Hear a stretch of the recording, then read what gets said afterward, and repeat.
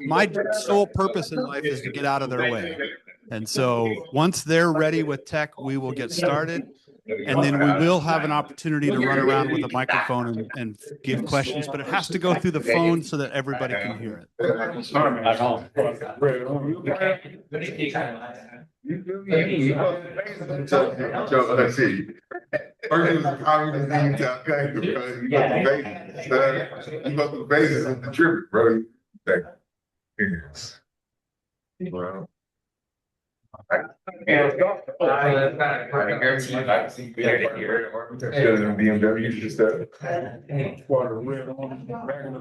Take cold showers and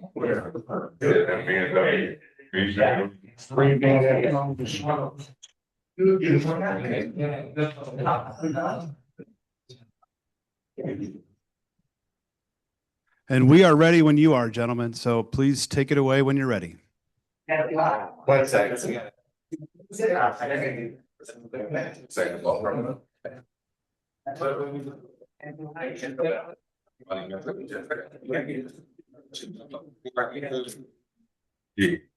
That's all.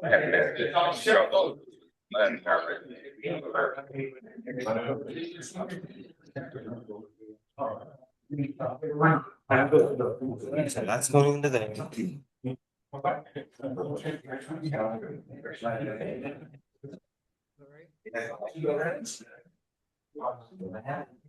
So here, that's just they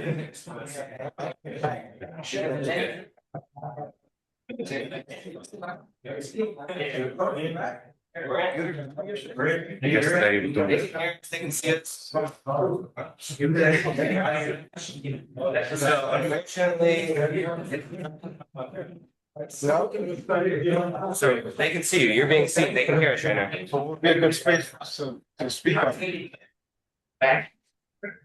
I will come stand. Is that a good spot? Right now where Benny's at, is that a good spot? Should we walk up a little more? stand right.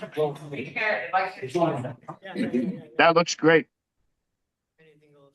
Benjamin looks great. Sounds good. Okay. So this is a space right here for us to come and speak.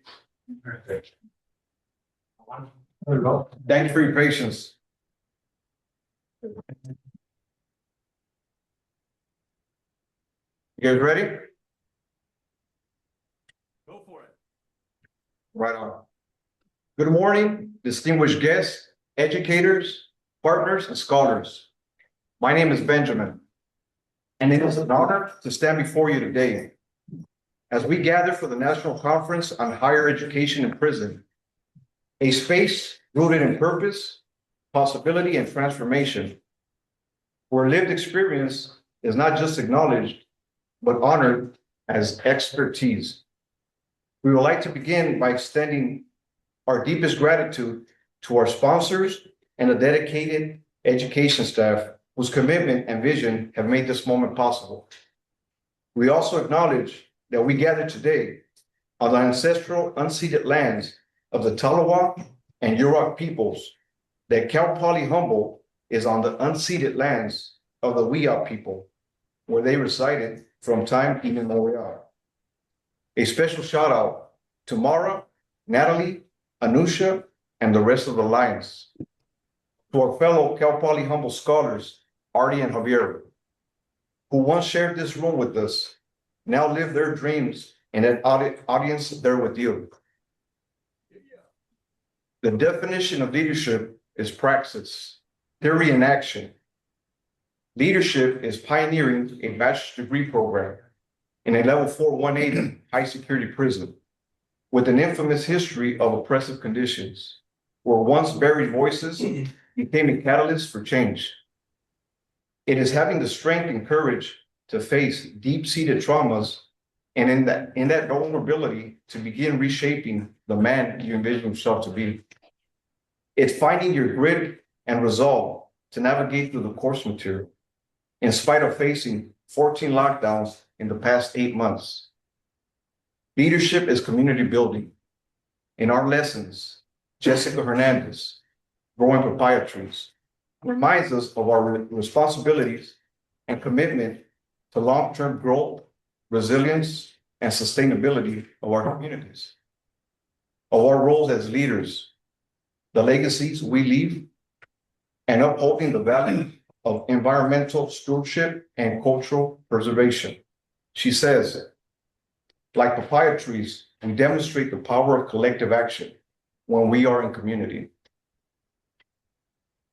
We are a living, breathing organism that embodies critical cultural studies, where changing the narrative is at the forefront of our collective action.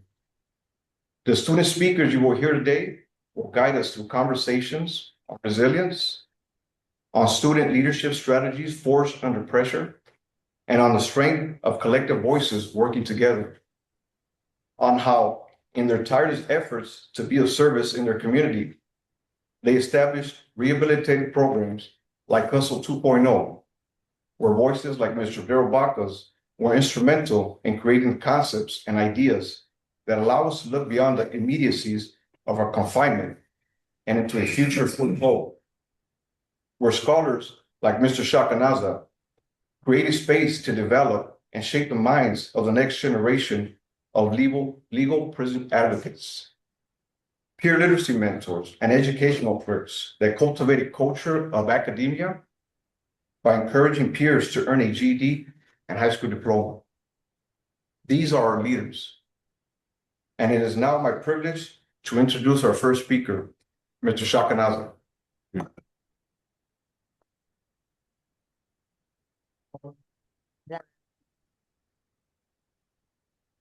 Cal Poly Humboldt campus here at Pelican Bay State Prison.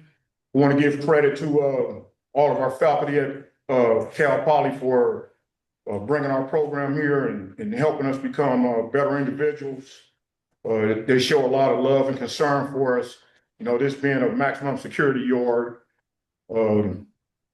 sometimes it gets difficult. We also want to give credit to Steve, Mark, Dr. Ostro, Dr. Schnurr, Tori Eagles from College of Redwoods, and Ms. Rexford here at the prison that's making this space available for us. You know, talking about student leadership, this class, by example, I think has been leading the way people see us attending class, coming through with the lockdowns, and they see that we're undeterred by the stuff that's going on here. And they know that we are collectively paving the way for them to follow behind us. This is the first class where the BA program is finna graduate. So it's gonna be new people coming in. These people have been paving the way. I'm just a junior, but I believe the collective leadership in this class has caused the population here to realize that education is not only transformative, but is the key to their liberation. Without education, it's going to be difficult to make it in society. But here, every student in this class is a gifted leader in his own right. Some people have different skills other than different from others. My skill, since I've been in custody, has been learning the law and advocating in the law and teaching other people the law. I was self-educating myself long before they brought the college programs here to level 4 yards. And I believe this college class being made available to us is preparing us for society to be real leaders. And, you know, some of the guys here, it's a youngster in this class, he's really, I think he can really make a big difference. I've been trying to coax him into learning the law. This dude is like a real mathematician, and the way he breaks down formulas. If he learned the law, he's a natural gifted teacher. I think we could help destroy this corrupt system from the inside using the law. I appreciate this opportunity, and I'm gonna pass it on to the next man. Who's next? Daryl Baca. Baca. Mr. Baca.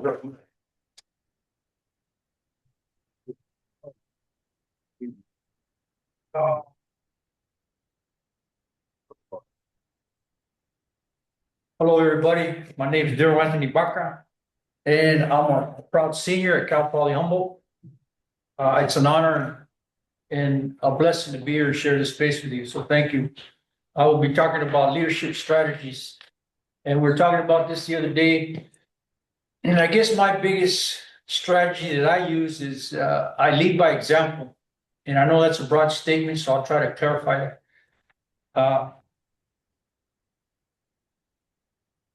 First of all, I want to tell you that my leadership qualities, for the most part of my incarceration, have been a negative.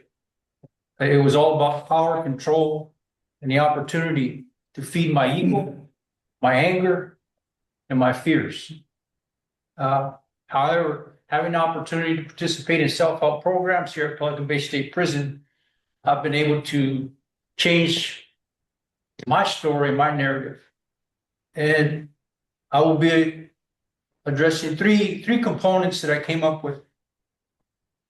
One of them was, it wasn't until I started taking a deep dive into addressing those character defects that I developed as a child where real change started to emerge. I needed that internal self-reflection. This allowed me to identify, understand, and answer those interrogatives: why, when, where, and how come. Personally, this was one of those aha moments for me where I started to tell myself, okay, it wasn't my fault. I was reactive and impulsive for a reason. However, let me make it perfectly clear. Where I went wrong doesn't excuse the behavior. What it now teaches me is a very powerful lesson. And that lesson is responsibility and accountability. Number two, I believe self-help programs are essential for change, and I'm grateful that CDCR affords me these opportunities. These programs, they complement what we are learning in an academic setting, and it's a message I always express in my prison community.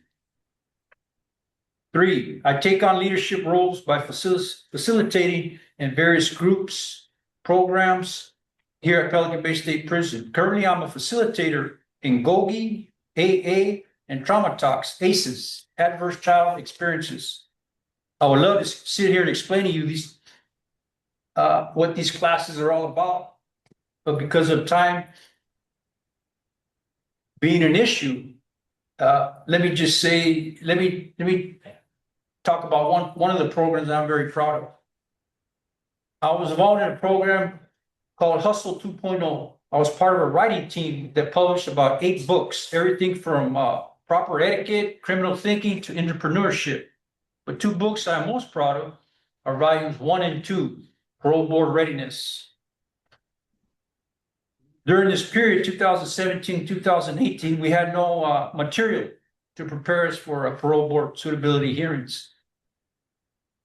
And now we have the blueprints for preparation. Everything you need to know how to prepare for these hearings are in 2 books. And that's something that it continues to this day. And that's something I always recommend to my peers. So I guess my biggest leadership strategy is my lived experience. It's not something I'm most proud of.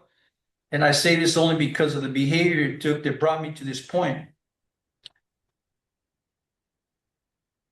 What I'm most pleased about is this new identity and transformation that has occurred. And I know my mom would be proud. So thank you, Mom. But before closing, I'd like to end with a quote. Michelle Jones, who would believe a prisoner?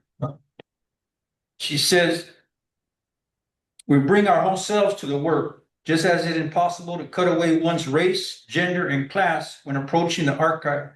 It is impossible to wall off the influences of our lived experience of incarceration and its afterlife from our research. It is our experience that reality is rich and fruitful." So with this, I thank you for your time. Again, it's been an honor and pleasure. Thank you. Our next speaker will be my friend, Mr. Corey.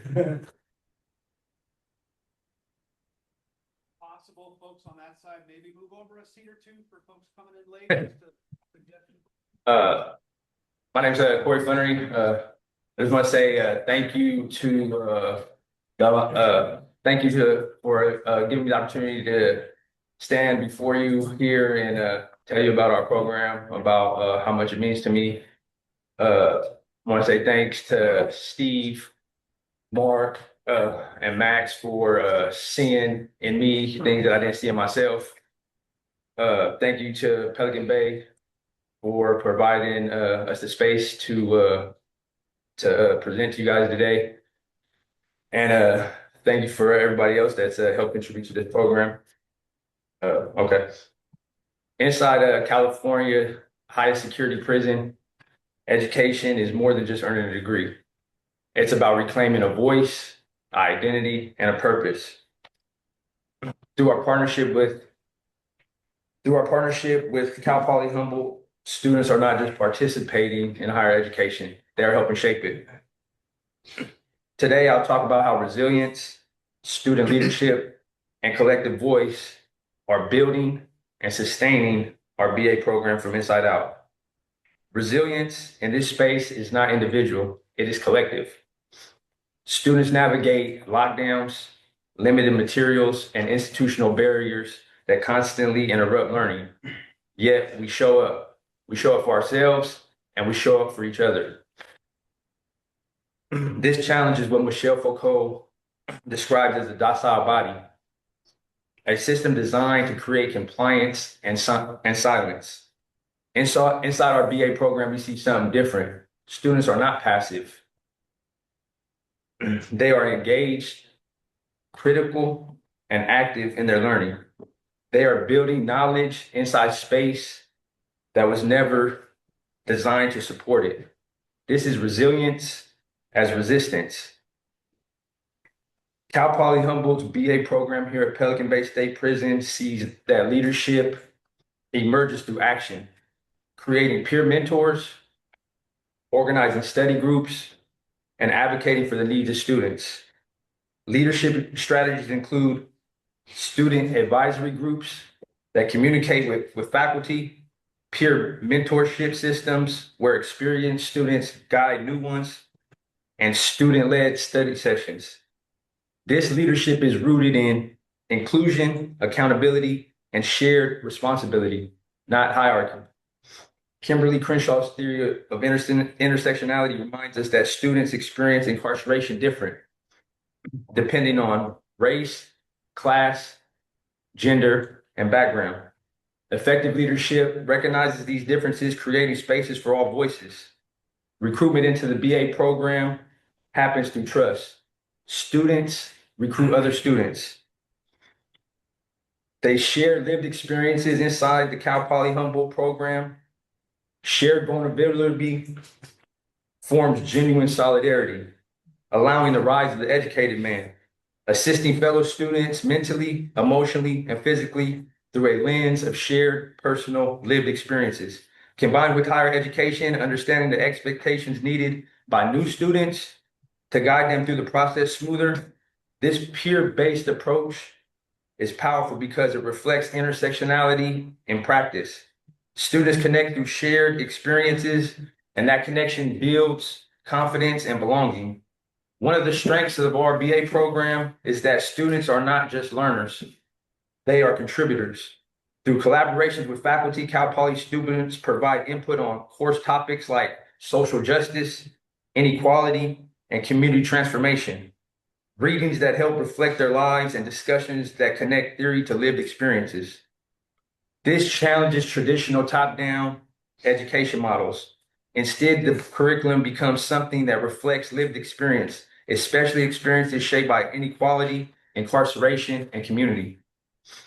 This is education as transformation, not just information.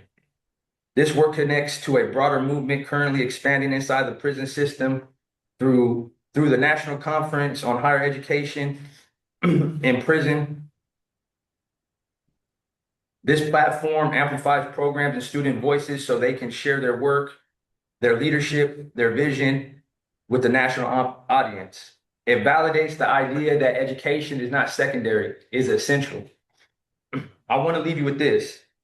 Through our program with Cal Poly Humboldt, students are improving in spaces not designed for silence, or excuse me, spaces designed for silence, they are finding their voice.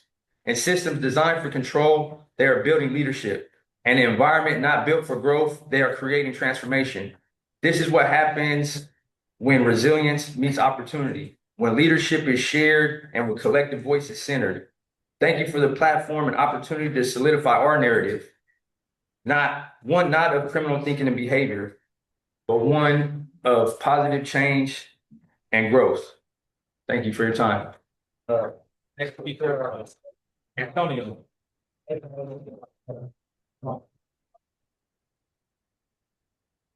Hi, everybody. My name's Antonio Barajas, and yeah, thank you for this opportunity to be part of this conference. Leadership strategies. As far as I'm concerned, I've never looked at myself as a leader, never actually shot to be a leader. But whenever I joined this class, the BA program, I understood that leadership is not exemplified in this class the way I've come to understand it, the way prison is shown to leaders behave, or even outside society, going through elementary, middle school, high school. It's different here. My love of education, my thirst for knowledge helped solidify me as part of the leadership here. Everybody here, leadership for us is like a revolving door. It's not just one person that we look to. It's whoever has been doing the work, whoever can conversate on it. It's not even based on I don't even want to say quality, but some of us are struggling with the material, and we'll let a person like that get up, conversate, talk about it, and work through it. The arguments may not be there, but as a leadership quality, they're building those arguments. As those arguments get better, our leadership in this class gets better.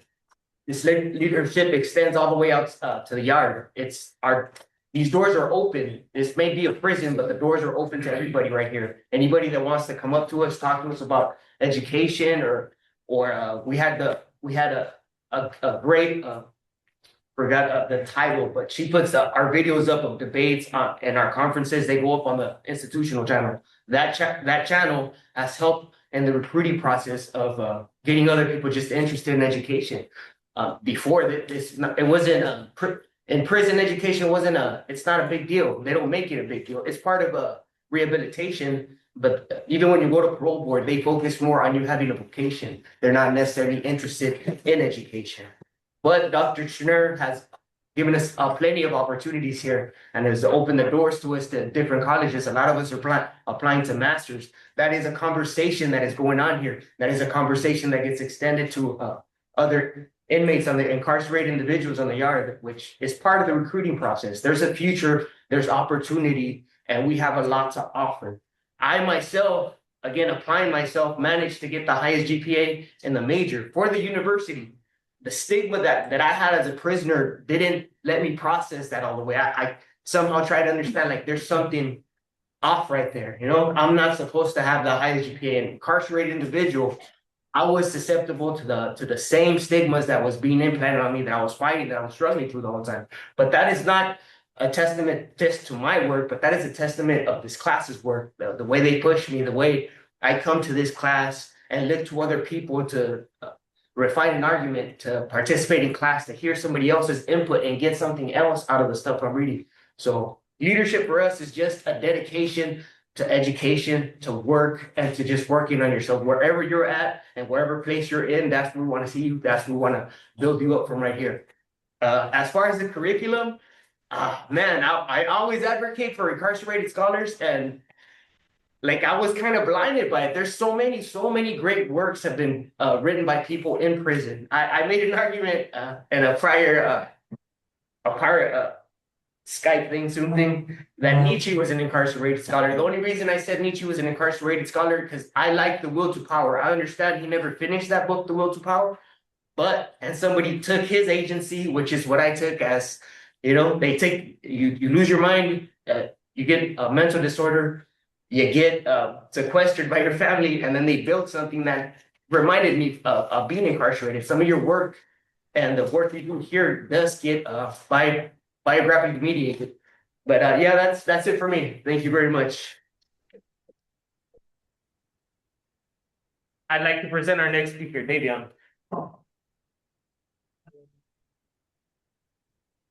Hello, good morning to the Lions and the rest of the good peoples. Maxwell, he gonna be kind of mad at me because I'm gonna be reading to y'all, but I wrote this last night, and I just want to say hello, Cleveland, or should I say, believe it. You may ask, what is leadership, or what does it look like? Communication is leadership. Being able to communicate is key. Some people believe and think that if you lead from the front, you're a leader. I truly believe real leadership is leading from the back, being able to allow others to shine, helping them believe in themselves. It is about trusting and understanding that you don't always have to take the shot, that the person you pass the ball to will make the game-winning shot. It is about having faith. This is what this program is about. I was a leader before this program, but it has truly helped me become a much better leader. It has taught me and shown me that you have to pick people up when they're feeling down, holding each other to higher standards and accountability, checking in on each other, even if people don't want to hear it or understand, being that listening ear or that helping hand. It is about action, care, and compassion, being able to not only give advice or criticism, but also being able to take that same advice or criticism. Leadership is character building, showing up when you don't want to or feel like it, because you don't want to let those in the classroom down or those who support you. This is what this program is about. It's about belief in yourself and everybody else. It's about showing up and doing your work, no matter circumstances or the outcomes, if we're on lockdown or not, knowing that this is bigger than you and what you're going through or dealing with. It is about dedication. Dedication to not only yourself and learning, but to those around you, those who put forth the effort and go out their way to fight for you, to show up, to make this program run. Those who support you, knowing you owe them your full attention and dedication through it all, no making excuses or shortcuts. This program has allowed not only myself, but everyone in this room to open up and speak in their lives and what we've been through with pride, openness, and truth. Leading in this program has allowed me and my peers to see and witness the transformation of all of us in here and allow everyone on the yard to understand that we are not our past and what we've been through, that we are more than that. Because in our past, everybody knew us for what we became and what we were, this name that we created, this person that we created. But it allowed them to see that we're more than just our past, that we are truly scholars and that we are truly change makers. Now, I always ask this question, and Max wanted me to put this in here. I have asked this question countless of times to the new teachers and those who come in to teach. What are the reasons for you wanting to come in here? What are you trying to gain from this? Are you trying to gas us up? Are you trying to, for selfish reasons, or for credibility? Are you going to come in here and not take it easy on us? Teach us with care and compassion. Make us earn these grades. Don't gas us up. This is what I always ask everyone that comes in here every time. And I want to say that this program, it doesn't do that. This program, it holds us to higher standards, and it allows us to believe in ourselves. To not only believe in ourselves, but know that we can achieve our dreams if we work hard. And that's all I ask for, that everyone in this room right here, just keep working hard. Keep believing in yourself. Don't undercut yourself or sugarcoat yourself. Hold yourself to those higher standards and just know that you are worthy. You are worth everything that you put forth, because we are published authors, we're educators, and we're scholars, and we earned this place right here. Nobody gave this to us. We had to fight for it, and we earned it. Just like we earned our credibility in the streets, we earned our credibility in the boardrooms and education. This program is about right here. And I would like to just leave you guys with this. This message right here. Let your mess be your message, and just know that the rejected will be respected. Thank you very much. I'd like to pass it to my brother, Dana Hall. Everyone, My name is Dana Offby. I want to thank you all for taking time out your day to spend time with us. And feels good to be back in space with our Alliance family. And last time I was thinking about preparing for this meeting. I was thinking about when we had a Zoom meeting with Natalie, Mara, and Anusha, and this was right before we had our Incarcerated Scholar Conference. And in that meeting, I had wrote a poem, and I said inside of there that education in the Bay is contagious. And I bet you thought that no one would ever say this. And when I think about it, it's crazy because you can get more college courses than you can get rehabilitation courses here. You know, they have the Redwoods and they have the Feather River where you can go to get your AA degree. Then you have Cal Poly Humboldt where you go to get your bachelor's degree. And being that there's so many opportunities to get your education, these educational systems being flooded with people who are hungry to learn and grow. And when I was thinking about recruitment, I was thinking about my roommate and friend, Davion, who just got done speaking, and how he was one of the first people to be in the Cal Poly Humboldt program. And he would always come back and he'll be reading, we'll be sharing. And I always ask him, like, man, what is it y'all talking about in there? What are you learning? You know, talk, you know what I mean? Tell me what's going on. He'll get to talking about different things that he's learning. He'll show me different papers that he's writing. I'm like, man, I can't wait to get up in there. He's like, don't trip. I'm gonna holler at Steve, Max, and them. I'm gonna try to get you in there. I'm try to get you, and I'm gonna try to get Shakanasa. I'm like, all right, cool. And it helped that I knew who Mark was because I had took a class with Mark to become a facilitator when he was working through Prison Art Collective. So they put the word in, and then last year was my first semester at Cal Poly Humboldt. And that first semester, we also had two teachers who it was their first semester as well, which was Dr. Sagata and Dr. Myers. And inside thinking about like how we contribute to the curriculum and stuff like that, I remember Dr. Myers in the middle of the semester, he was he had gave us a survey. He was like, hey, what do you think about how I'm doing so far? What's things that we can do to be better? And we all wrote things down. And he anonymously put everything that we said. And in his class, we had a whole lot of readings. And he was real dense. I'm talking, we reading Gramsci, we reading Marcuse, we reading Nietzsche, we reading Marx. I'm like, oh man. So one of my requests was, hey, stop giving us so much to read. Although that was not accepted, that's one of the things he was going to change. No, he did hear us, and he took the things that he could change and implement to the program.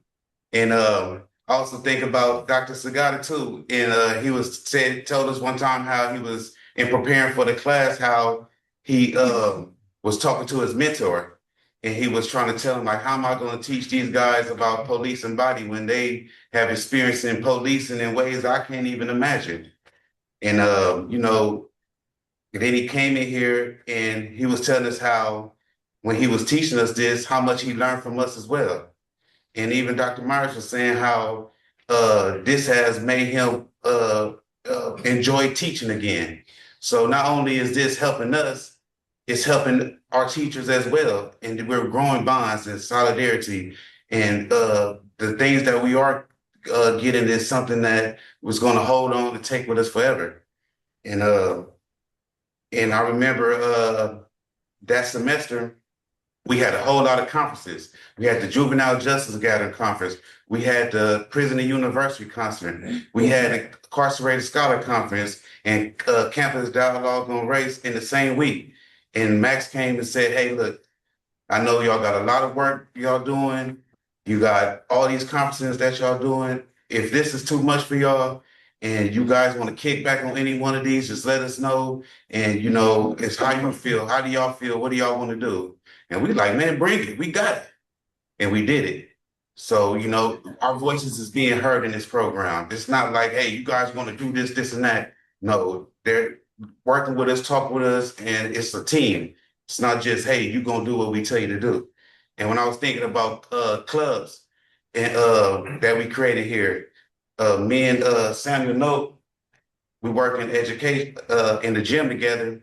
And he was like, man, I want to create a basketball club, but I just don't want it to just be about basketball because they're not going to let us just have no club with basketball. And I was like, hey, I'm taking this group communication class. How about we try to implement group communication with the basketball? He was like, all right. So we sat down and we created the curriculum. And when we came with the curriculum, it wasn't just stop there. Now we had to set up the meeting. We had to set up the meeting with the captain, lieutenant, the sergeant, CC2, the head people in the yard. And then we had to go inside there and pitch it. And we went in there and we pitched it and we got the program accepted. And we finished a 10-week course with 13 people and 15 altogether, including us two. And we finished our first class of Project Pivot. So the things that we're learning in here, we're taking it and we're moving and we're bringing it into our community as well. So, this is the things that we are accomplishing in here. These are the things that we're doing. And this is just some of the things that I want to share with y'all. So thank you for your time again. And I would like to pass to our next speaker, is Dominic.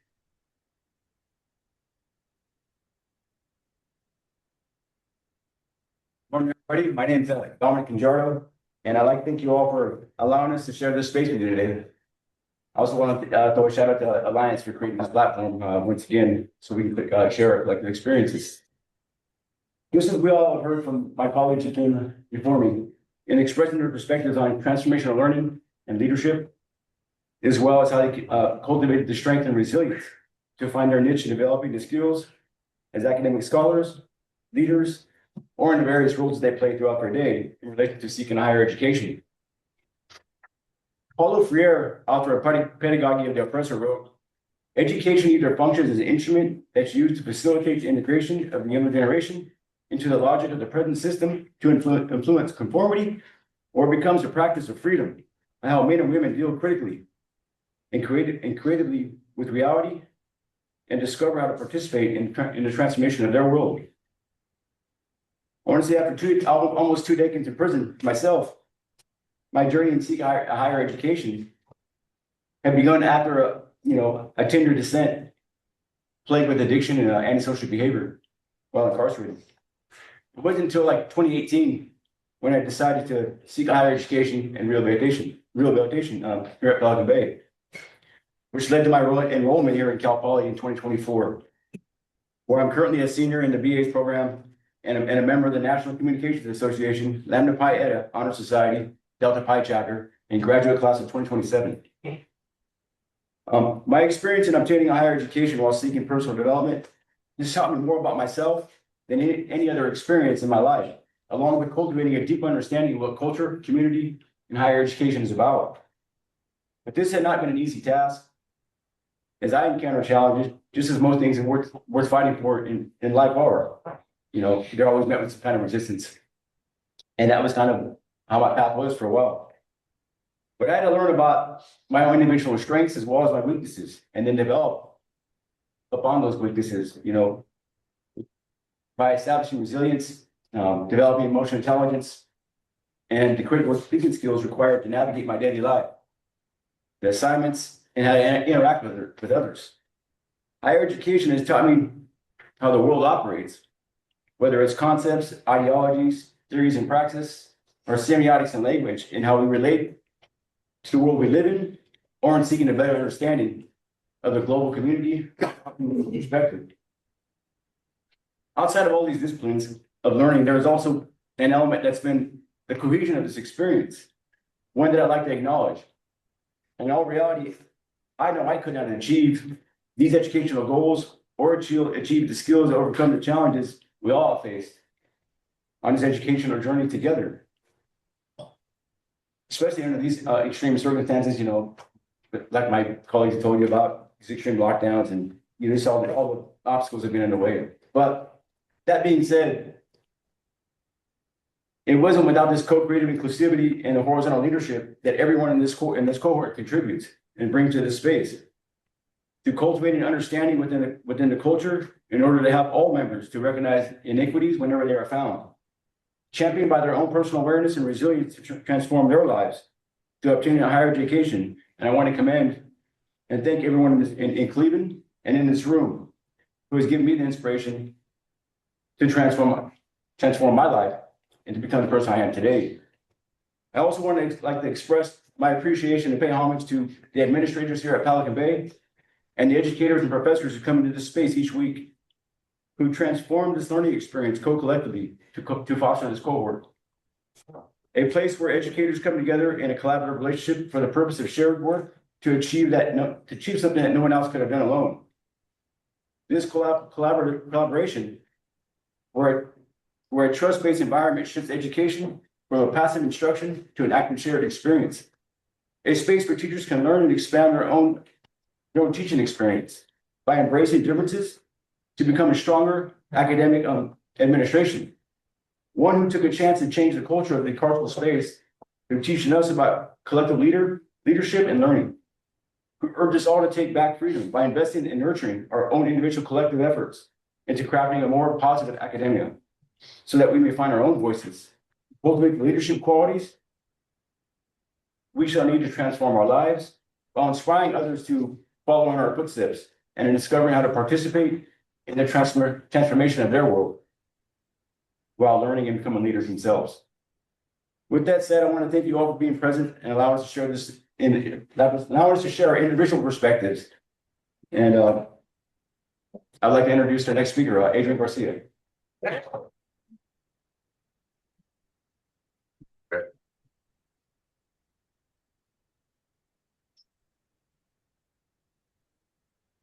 Good morning, everybody. My name is Adrian Garcia. I want to thank all of our supporters, everybody that's behind the scenes, everybody here that sits here and puts in the work and grinds every day to help us get through this journey and this process, lifelong process of continued learning.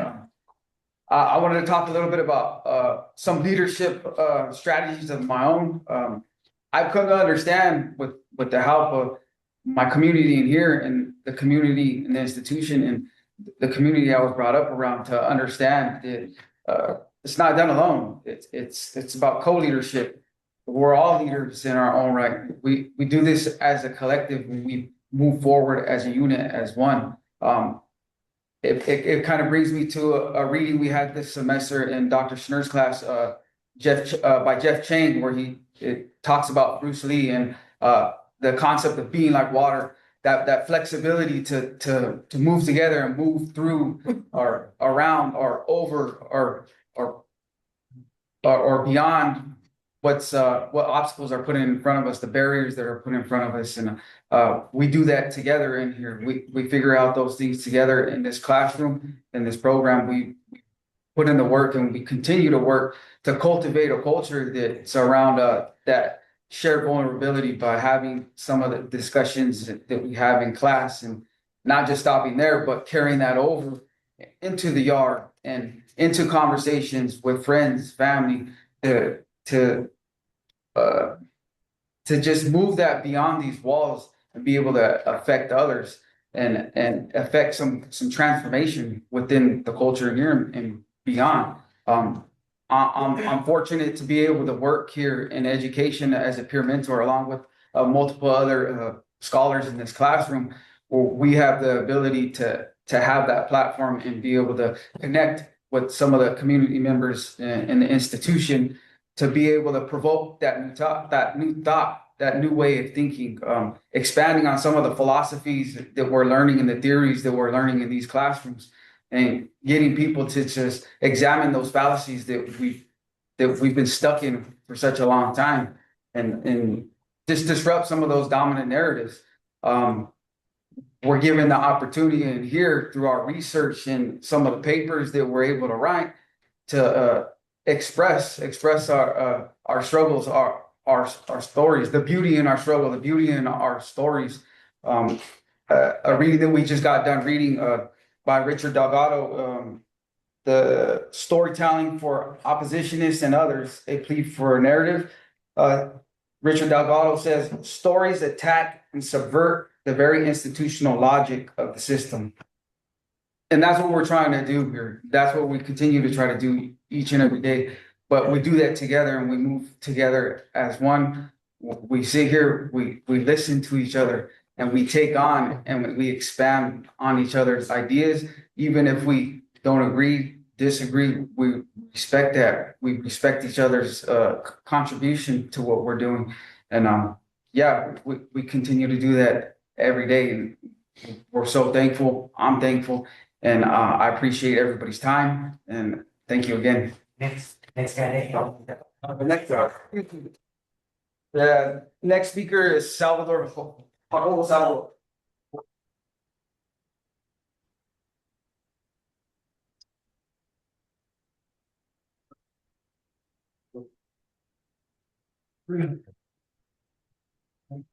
Morning, my name is Salvador Jacobo. Before I got incarcerated, I didn't get a chance to graduate from high school. I was too busy focusing on the wrong things, and I was that kid that the only way I was allowed to go to school was if my mother came to school with me. And she did it for about a week. I'm not gonna lie, it was embarrassing at first, but then I got used to it. I was a troublemaker, and I just didn't like going to school. 26 years later, I got sent to Pelican Bay State Prison. That's where I met Mr. Baca right here. And he's the one that he approached me. He's the one that signed me up for school, even though I didn't want to go to school. And next thing you know, I got a dunk and I went to school. And from there, I just kept going to school. Took me about less than a year. I finally got my GED. I remember I looked at it and I was like, man, it felt good. I put it away in my folder, threw in my pile of stuff that I was just stacked up. And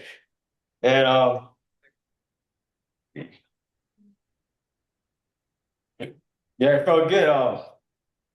After that, I said, you know what, screw it, I'm gonna go to college. I'm gonna try to see if I can do it. So I just went for it. I enrolled to College of the Redwoods. I had no idea what I was doing. I used to hate asking for help, so I would just look at the classes. I'm like, all right, this was cool. This was cool. I was just taking any classes that I thought it was going to be that I thought it was going to be a good class. Until later on, I learned that you're supposed to take certain classes, but I didn't tell nobody until the end. I didn't want to look stupid, so I was like, all right, cool. So my graduation, I graduated from College of the Redwoods. Took me about 2 years and a half, and that's where I met Pirate Captain Maxwell, aka DJ Max. Was it too? Yeah, he approached me and Henry. We were right there just chilling. We approached me and he was like, "Hey man, you guys interested in going to Cal Poly?" And I looked at Henry like, "Nah, I'm good." And he was just talking to us, like, man, you should take a chance, just come on, man, just try it, give it a try. And my friend Henry was like, come on, man, let's just do this. Like, you're smart enough, you got this. So he motivated me, and I felt pressure. I'm not gonna lie. So I was like, I'm gonna do it. So I did it, and that was probably like the best choice that I made. One of the best choices that I made in my life. Because thanks to that BA program, I motivated everybody around me, especially my family. I would share everything that I learned in college to my family. I would tell them all kinds of stuff. They would just stay quiet. Like, I felt kind of weird at first, but they were taking in the knowledge, and it felt good. My older brother, my little brother, they would listen to me, and I think because I was going to college, they started going to college. So I saw the positive thing that was going on, and I would talk to my son. I would always tell him, "Look, man, once you get to your high school diploma, go to college. Go to college." Man, I'm telling you, man, I wish I would have gone to college when I was younger. I kept telling him go to college, and he's going to college now. He told me the reason why you go to college because I motivated him. And he's not going to, he wants to be a director, so he's going to film school. I don't know the name of the school, but I know he's doing good. He's working with influencers, He was bragging about he got a BMW, so that made me smile. And it was pretty cool. It felt good. I'm proud of him. Now, another thing I want to talk about the BA program. Well, we have technology is all around us. It's a normal thing to have access to the web and to be connected to the world throughout the smart gadgets that everybody carries. You see it on, well, I see it on TV. People are still walking around. They have a computer in their hands. That's just like the basic things everybody has. But in here, we're kept away from all of that. We're kept away from all of that. And for the BA program, that was the first time they gave you a laptop. That was the first time I was able to have a laptop, which is this right here. Pretty cool. Yeah, pretty cool. And as you can tell, I'm happy. I love my laptop. I get things done. And yeah, I learned how to use Canvas. It's an app. I learned how to download assignments. I learned how to turn in my assignments through Canvas. And Canvas is a very important tool that we need in here, especially in prison, because when we go on lockdown, they lock us in. They lock us down. They take away everything. And if we have access to a laptop and we have access to Canvas, we're able to connect with each other with the classmates right here, the professors. We're able to learn. We get all the articles, assignments. We're able to turn in our work. And another very important tool that I learned was EBSCO. EBSCO, it's a research database they allowed us to use. And that was very important too, because that's one of the best research tools that we have in here, that is downloaded to our computer. And it's just, for example, if I'm doing a project on groundwater, I can just type in the search box, I can just type in groundwater. And I know we just see all kinds of different articles which just pop up. And you can just look for whatever you're looking for, click on it. And once you click on it, there's a little thing in the bottom, a little box that says you are requested. It usually takes us about a day or two, but it's worth it, man. This app is helped us out with our research and everything, and that's how we get things done. And what else? Yeah, I think I talked too much already, so I'm just gonna kick on back. But thank you for your time. I'm going to give the space to James.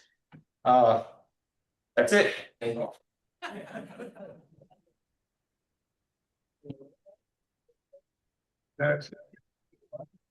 Yeah, traditions. First, I want to take this opportunity to introduce myself. My name is James Walker. I'm the newest member of the class here at Pelican Bay. I'd like to give thanks to the CR College of Redwoods and all their staff. I'll be receiving my associates with them next month, as well as Humboldt University for taking a chance on me and accepting me in the basketball program. The staff, as well as the rest of this community right here. They welcomed me with open arms, and without knowing it, they came into my life at a time when I really needed it. A lot of things spiraling out of control, and to this day, I'm still picking up the pieces to my past. And still trying to figure it out, but for the first time, I know I'm not alone.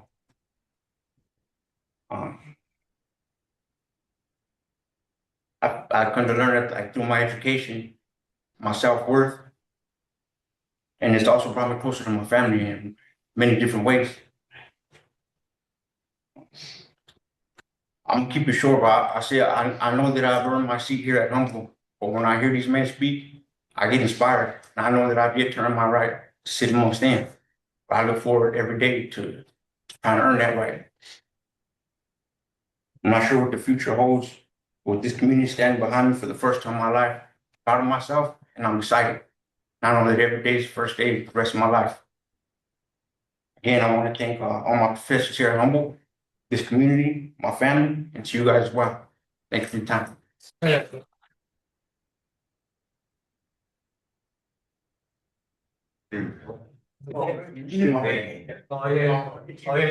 Next speaker, Francisco.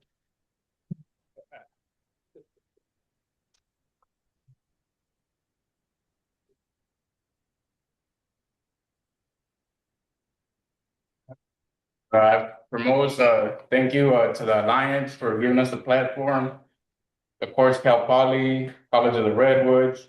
And I want a special thank you for all our elders that came before us that put together the sacrifice to make this place possible for us to highlight our leadership skills. So as my peers have threaded together the different aspects of being a leader, as you can see, it's not just one quality, it's not just one person, it's individuals that motivate through unexpected motivation comes from unexpected places. And within this classroom, there's spaces for people to grow in different elements. Our strength and character through our lived experience. We have applied that with the tools that we've been getting, with the tools that Cal Poly has provided for us.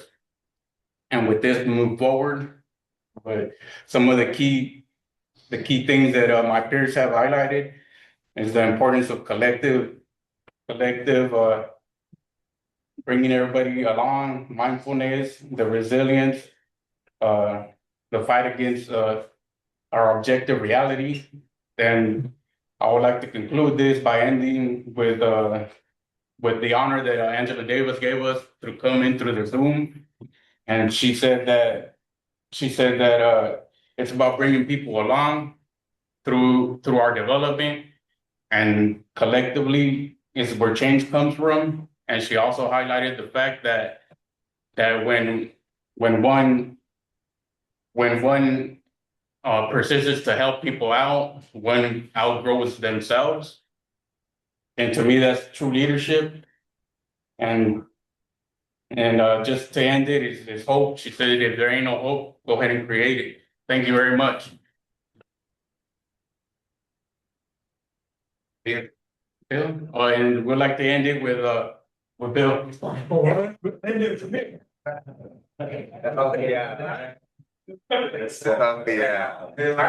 a picture. Hello. My name is Bill. I want to thank the Alliance, Max, Steve and everybody for putting this together. Really wasn't going to speak because I don't have a laptop to be able to get in there to see what's going on, do a password glitch or something. But I want to say, when I think of leadership, I think of responsibility. And I think part of the problem that I see with me is that I was running from responsibility most of the time during education stuff. I really wasn't taking it all that seriously and stuff, But when I decided to come into the BA program, I realized that I had to realize that it's going to be a whole nother type of responsibility, because I realized the coursework would be, diving into would, delve into like personal experiences, shared experiences and stuff like that. So coming into here, I think leadership deals with like just little things of people like saying hi to somebody over here. Hey, did you read that page or something? Not letting the next guy fall back or nothing and stuff like that. So, Baltiera hit on it, Francisco hit on it too, it's like the group, pushing forward, not leaving nobody behind and stuff.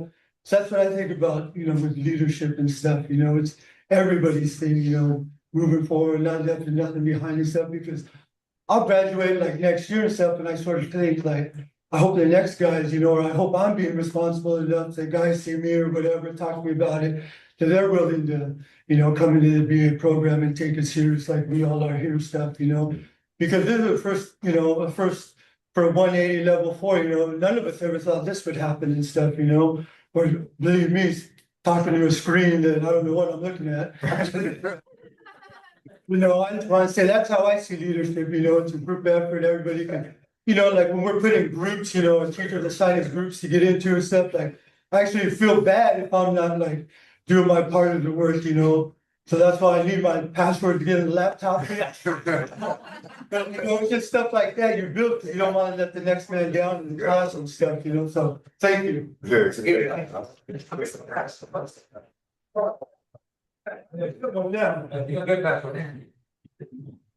want to thank you again for allowing this opportunity. It's a great privilege for all of us to speak on our experiences when it comes to system and overcoming obstacles and facing challenges and even our own personal traumas and overcoming them.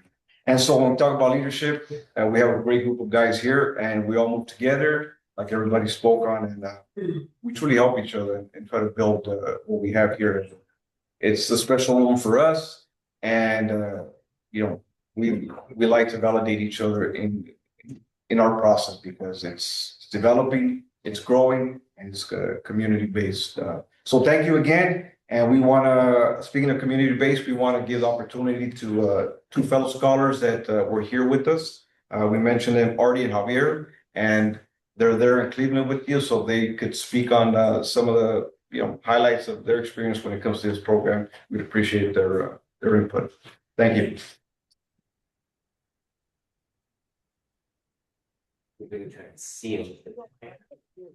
Yeah, can you see me? First of all, guys, can you guys hear me? Yeah. What's up, man? Hey, you guys are a motivation, man. I was real inspired by you guys' stories. I'm real proud of you guys, man. Keep up the good work. We're paving the way out here for you guys. Like you guys know, Steve and Max, I want to address the crowd, right? I lived with these guys, majority of these guys, for over 9 years. My relationship with them started beyond the classroom. And I can honestly say, these group of individuals right here are real inspiring to me. They helped me in my transformation because like with most of them, my change didn't start out of nowhere. I had people that influenced me to do these change. And change comes, with people around you, people motivating you. And I owe a lot of that to these individuals right here. And I'm real proud of them. And all you guys are going to be out here one day. Just keep the fight, keep moving forward. And I believe in you guys. Okay. Look at Artie. What it do? I just want to say, I was only with them for like 3-4 years, but I only went up there to visit my brother, which was, he's been there since 2011. He finally moved, which is cool, level 3. And then, but through all that, I got my AA, I got my BA that created opportunity through education, and that just opened many doors for me. And I'm just jumping on every single one. So that's all I'm gonna say. All these opportunities, man, just jump on them because I'm doing it.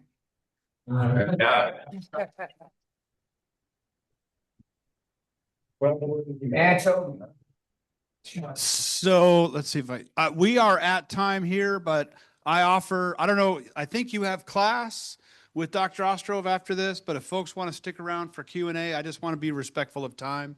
But thank you very much for your involvement here. I'm glad the tech worked out, and it's good to see everybody. And thank you very much. There's over 90 people in the room here, fellas.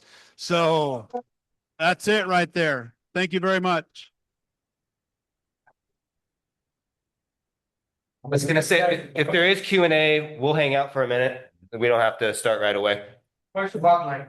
Yes, Bob. All right, so there is Q&A. We do need the microphone, but I'll give everybody, certainly if you want to dip out, that's fine too. So there's a microphone in the back. And then let's start up here. It's better if they see who's talking. Yeah. Hi, guys. Can you hear me okay? Yeah. Can you?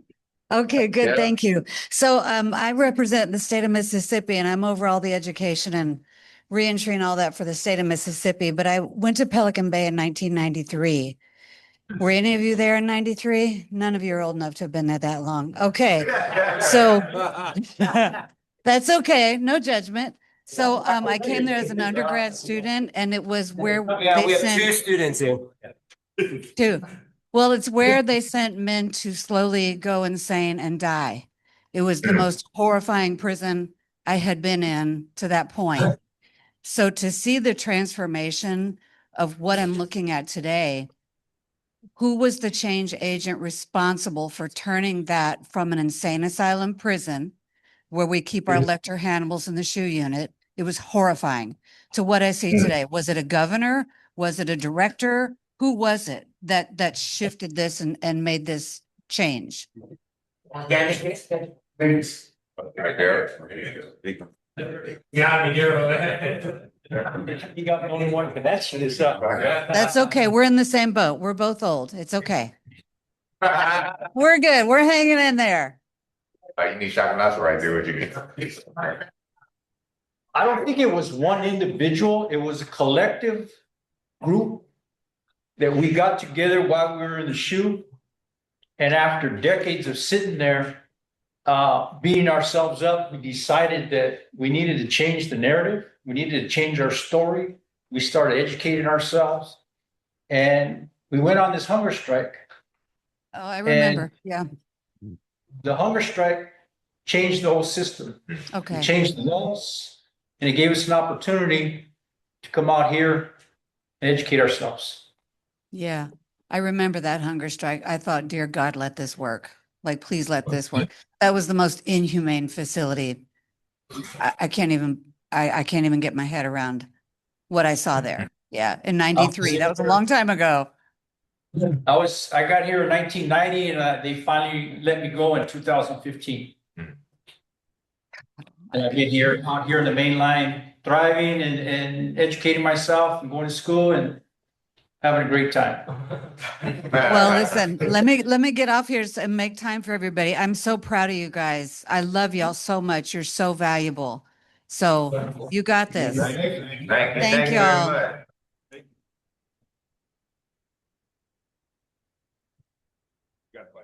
much. No. So actually, I don't have a question.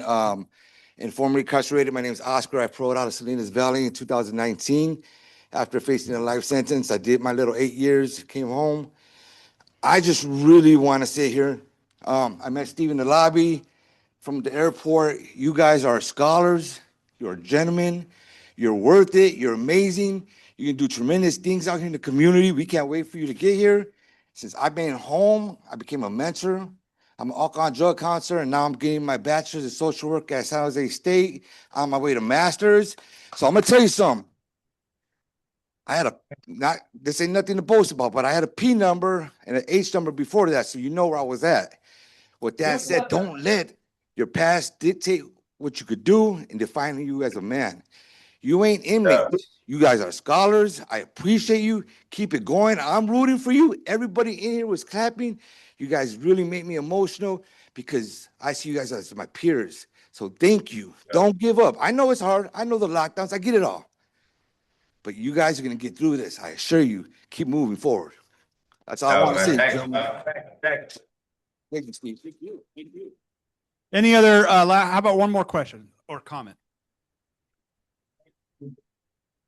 Hey, what's up, y'all? I don't know y'all remember me or not. What's up, Baca? What's happening, man? I'm here at the conference screening a film, a documentary, and I was there with y'all, man. Mark and Humboldt is gonna try to get me up there to see y'all, but look, if I can make it out here, you feel me? If I can make it out here and we thriving, we need y'all, man. Y'all can too. And I want to say, like, we got community builders in this picture right now.